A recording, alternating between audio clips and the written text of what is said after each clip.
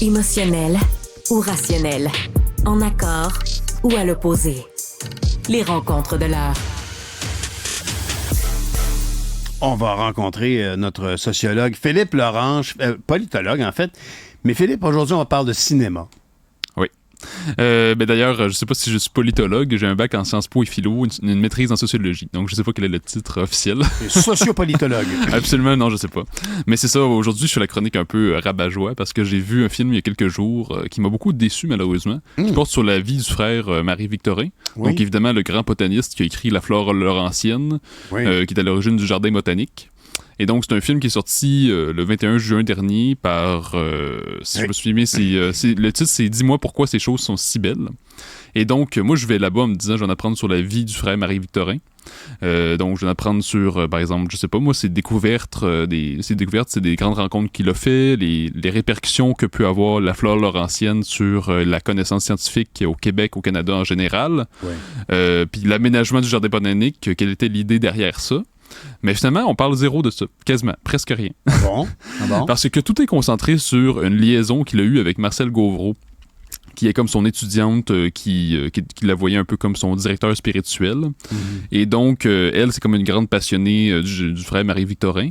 Mais tout est concentré sur l'espèce de liaison qu'ils ont, une sorte d'amour platonique, parce qu'ils n'ont pas de sexualité.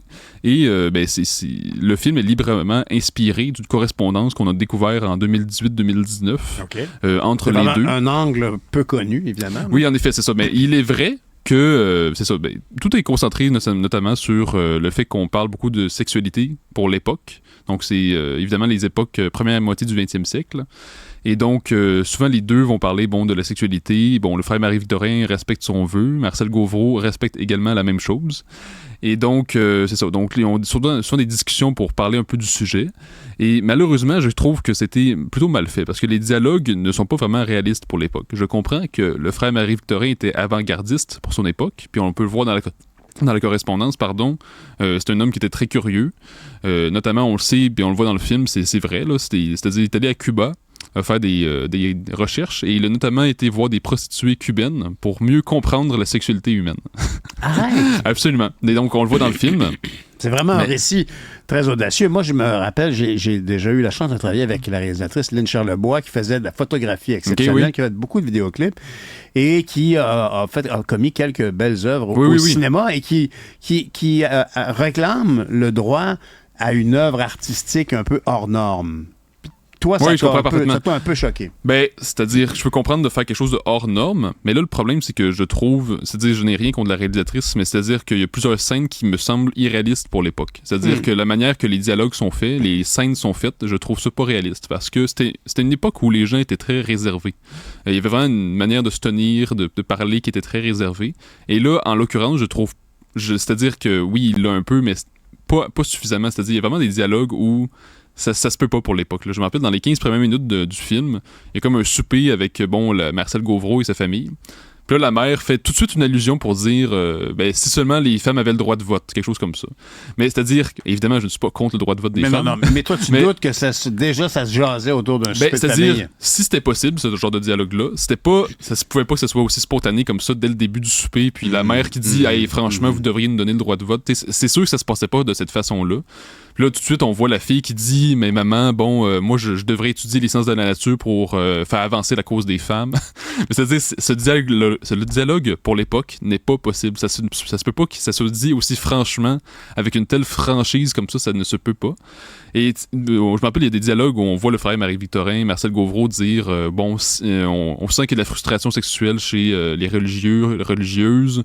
Puis il y a comme une critique tout de suite de dire franchement, comment ça se fait qu'on interdit la sexualité. Mais encore une fois, c'est un dialogue. T'as pas pu te laisser emporter, disons, par la direction photo ou le jeu des comédiens. Ces faits-là qui t'apparaissent erronés ont gâché ton expérience cinématographique. Mais c'est-à-dire que ce ne sont pas seulement des quelques faits qui sont mal placés, à mon avis. C'est-à-dire que tout le long du film, je trouve que les dialogues sont un peu impossibles. Parce que, encore une fois, je ne suis pas opposé au fait que, au féminisme en soi, mais c'est-à-dire que la manière que les dialogues sont faits... Non, mais la manière que les dialogues sont faits, c'est trop de notre époque, si on veut. On a actualisé la mentalité pour l'amener dans une époque... Oui. Puis d'ailleurs, c'est ça, on essaie de faire la morale, et je trouve que, aussi, il y a comme une deuxième histoire dans le film. Donc, il y a l'histoire du frère Marie-Victorin, mais aussi, c'est comme l'histoire d'acteurs qui font le film. Ah. Donc, c'est comme, on voit le frère Marie-Victorin et Marcel Gauvreau, qui sont comme en amour, mais dans la vraie vie, c'est aussi des acteurs qui font le film, et les deux sont aussi comme en amour, si on veut. Donc, on ajoute cette espèce d'histoire parallèle. Et donc... Mais tu sais, je t'arrête parce que souvent, les gens vont se plaindre que les productions audiovisuelles, souvent à la télé, mais même au cinéma, les gens disent « Ah, les films québécois, c'est toujours comme très réaliste. » Puis parfois, les gens se plaignent un peu de ça, que c'est trop proche de la vraie vie. Il y a beaucoup de gens comme moi qui trouvent que c'est un très beau reflet de ce qu'on est et tout ça. Mais il y a des tendances actuellement. Par exemple, je viens juste de finir La Société Distincte, qui est disponible sur Illico, qui est une histoire d'enlèvement par des extraterrestres du côté de Repentigny, imagine. Alors, c'est très audacieux comme commande pour une série québécoise. On évoque des extraterrestres, donc on se dit, oh, les effets spéciaux, ça va être compliqué. On n'est pas chez George Lucas, là, on est chez George Lucas. C'est bien différent.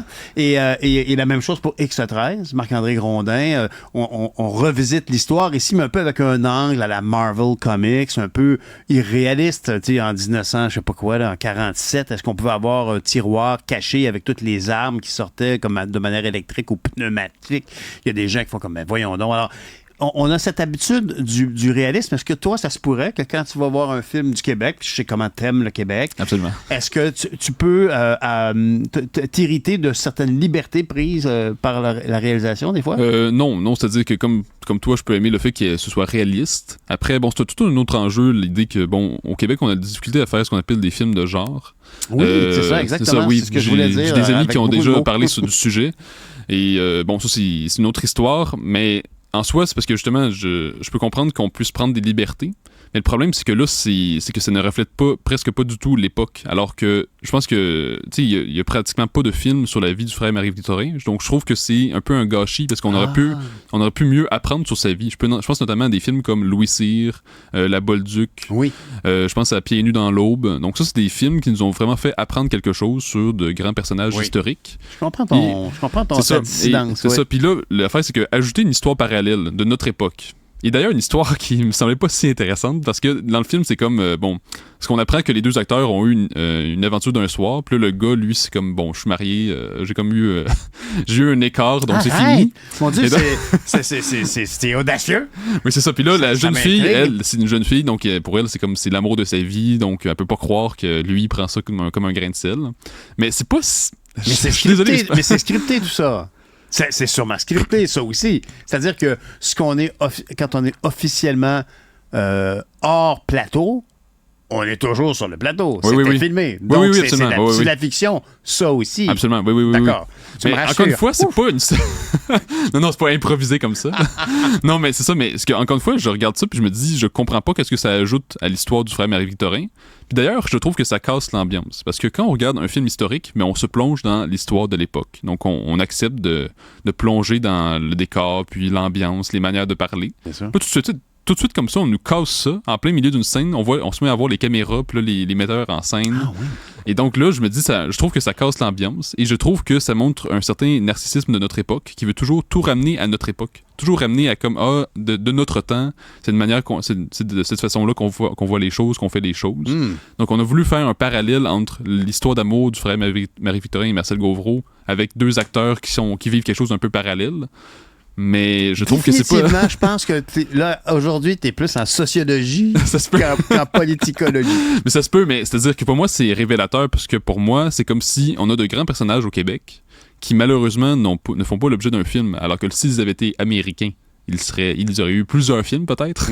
Et du moins, il y aurait eu un grand film à succès qui aurait été partout dans le monde. Je pense à Léo Major. Il n'y a même pas un film sur sa vie. C'est triste. Alors que je pense que ça va venir un jour, j'espère. Alors que c'est quand même tout un héros monumental. C'est question de production, mais remarque que l'arrivée des GAFAM dans l'horizon, dans l'univers de production, parce que là, actuellement, on leur demande, on perçoit des sommes dans leur chiffre d'affaires, puis là, on attend que le CRTC annonce où et comment ces sommes seront dépensées. Là, on sait qu'on va chercher des sous dans leur chiffre d'affaires au Canada.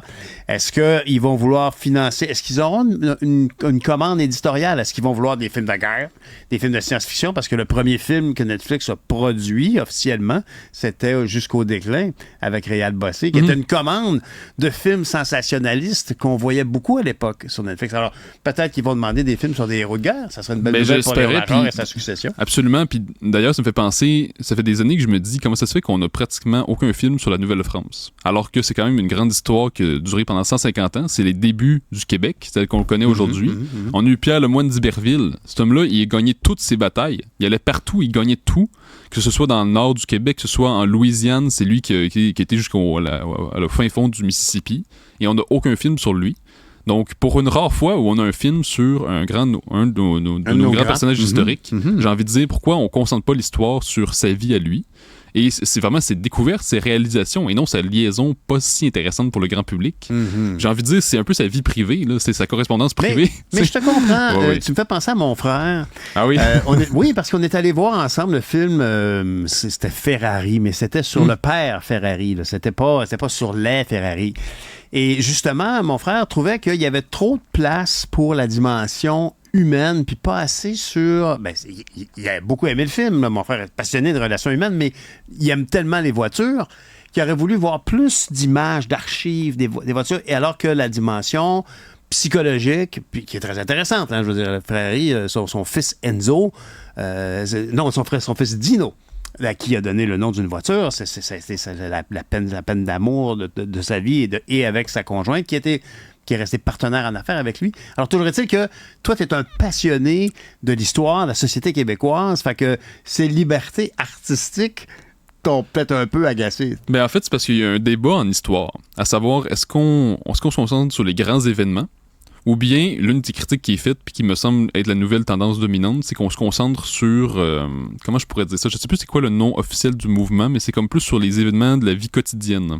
Ou, par exemple, les mouvements sociaux. Donc, on se concentre beaucoup plus sur comme la vie quotidienne, les mouvements sociaux... puis les petites trajectoires, c'est-à-dire le petit monde, au lieu de regarder les grands événements, les grands personnages. Et c'est révélateur d'une société aussi.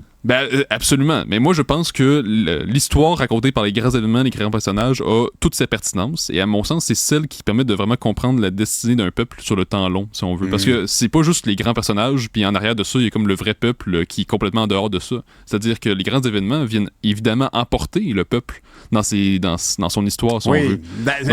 Dans la contemporanéité, les grands événements ont sculpté la pensée du peuple lorsque ça se passait dans le temps réel. Absolument. Mais ce qui est certain, en tout cas, c'est que je partage ta quête de films qui racontent le Québec. Il n'y avait pas un film, il me semble, avec, entre autres... il y avait Garou qui jouait dans un film. Oh mon Dieu, ça me dit rien, là. Sur la Révolution des Patriotes. Il y avait évidemment Luc Picard avec 15 février 1839. Oui, c'est ça qui était fantastique. Mais effectivement, on manque un peu.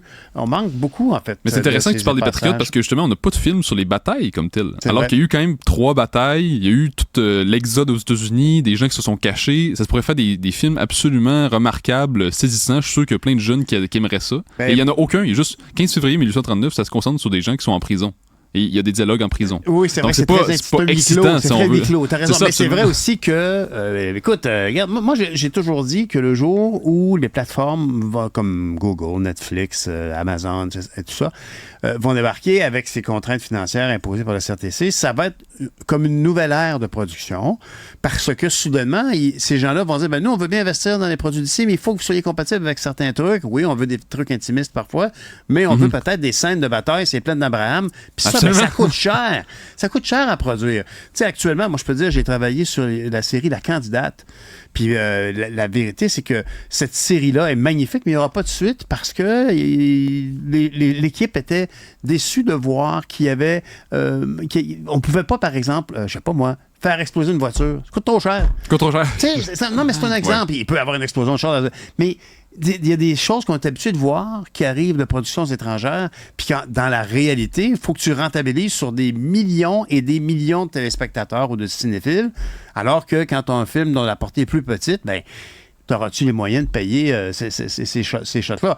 Imagine un bataillon de gens qui vont sur les plaines d'Abraham qui s'affrontent. Il faudrait le faire un jour, je pense, parce que c'est quand même le grand événement de notre histoire qui a tout fait basculer. Ça va être commandité par Disney. Mais c'est pas beau à la vie? Ben oui, c'est ça, mais c'est ça. Mais je trouve qu'il y en a beaucoup de films au Québec qui sont beaucoup dans l'ordre du drame, du genre, il y en a un qui a un cancer, puis là, toute la famille est autour, puis là, c'est comme une tragédie qui en finit plus. C'est vrai. Donc, c'est toujours très prosaïque puis déprimant. Je trouve qu'il y a beaucoup de films comme ça. C'est toujours comme la déprime. C'est collé sur notre réalité. C'est sûr que le cinéma et la télé du Québec, effectivement, est très collé sur notre réalité, mais en même temps, ça nous a beaucoup aidé à cheminer parce qu'on est tout seul comme une république francophone en Amérique du Nord, confrontée avec notre latinerie, si je peux me le permettre, et cette dimension très efficace nord-américaine. Alors, absolument, voilà. Mais je pense qu'il faut faire rêver les gens aussi. Tu sais, quand les jeunes ils se disent le Québec, c'est loser, je veux rien savoir, ça m'intéresse plus les rappeurs américains, les grandes séries américaines, mais c'est parce que pourquoi? Parce qu'il y a de l'action. Parce qu'il y a quelque chose à faire rêver, quelque chose. Parce que le parallèle que je vois, là, c'est d'Iberville en skateboard. Non, mais c'est ça, mais ça nous prend des histoires qui font rêver, qui font voir autre chose, qui font voir des